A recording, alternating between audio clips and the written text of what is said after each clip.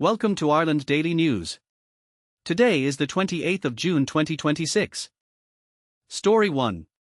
With the US-EU trade deal reached by Donald Trump taking effect this Wednesday, American food prices in Irish supermarkets may fall. The agreement removes tariffs on most US goods.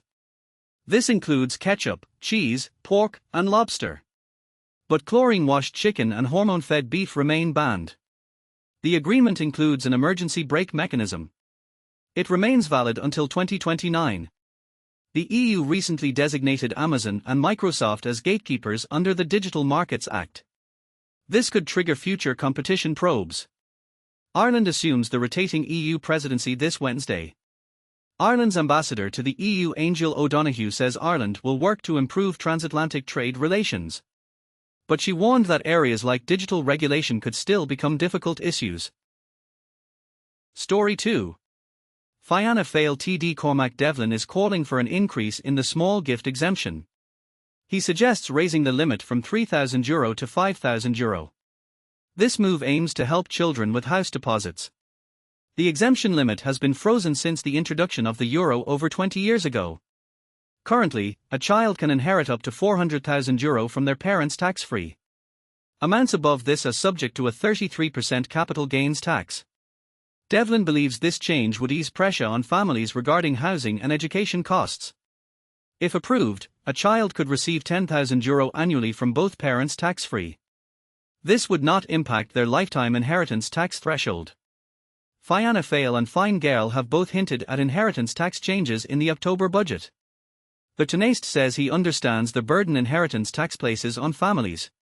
The government will consider these tax matters in the coming weeks. Story 3. Ireland is preparing to take on the presidency of the European Union. The government plans to push through a range of legislation by December. The focus will be on competitiveness, security, and the 7-year EU budget. A core agenda item is the simplification of single market rules.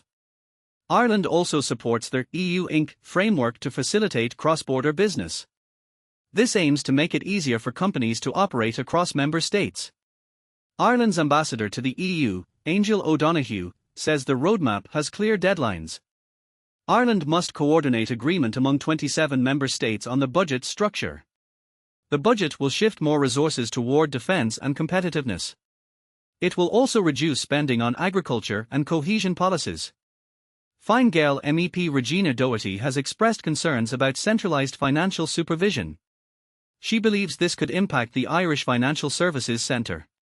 Additionally, the Industrial Accelerator Act aims to support European manufacturing. The Irish government is working to complete several legislative tasks by year-end. Story 4. Ireland's summer concert market is cooling down. Many major shows have failed to sell out. Social media is flooded with resale tickets. Artists like Codaline, Zach Bryan, and Lewis Capaldi are affected. Industry experts note that audience engagement has generally declined. High ticket prices and transport issues are key factors. Michael Murphy of the Dun Lafair Institute of Art, Design and Technology says this is a market correction. Concert tickets have become a traded commodity. Compared to European festivals, Irish single-show tickets are expensive. This is pushing fans toward smaller gigs or overseas festivals. Experts expect this may boost Ireland's grassroots music scene. Story 5. Cowtown Yard in Stoneybatter, Dublin, is facing closure. Dublin City Council has denied the site's planning permission. The site was established during the COVID-19 pandemic. It hosts 3 food trucks, a sauna, and a cold plunge. Owners say 14 people will lose their jobs. Operators are now petitioning and preparing a community submission. Social Democrats TD Gary Gannon criticised the council's decision. He said the site transformed a barren area into a community hub. He believes the council should help the yard comply instead of closing it. Local residents have expressed strong dissatisfaction on social media. They describe the yard as the social heartbeat of the community. Story 6. Tens of thousands of people participated in the annual Dublin Pride parade on Saturday. The theme of this year's celebration was One Story, Many Voices. Taoiseach Michael Martin took part in the parade. Author and activist Philippe Ryder served as the Grand Marshal. More than 600 young people aged 14 to 23 led the parade. They were supported by the youth organization belonged to. Participants emphasized that the event is not just a celebration. It is also a statement of solidarity and resistance against targeted discrimination. Many used the occasion to highlight issues with the trans healthcare system. Participants said the parade demonstrates the community's unity and existence. That's all for today's Ireland news. Thanks for watching, and see you tomorrow.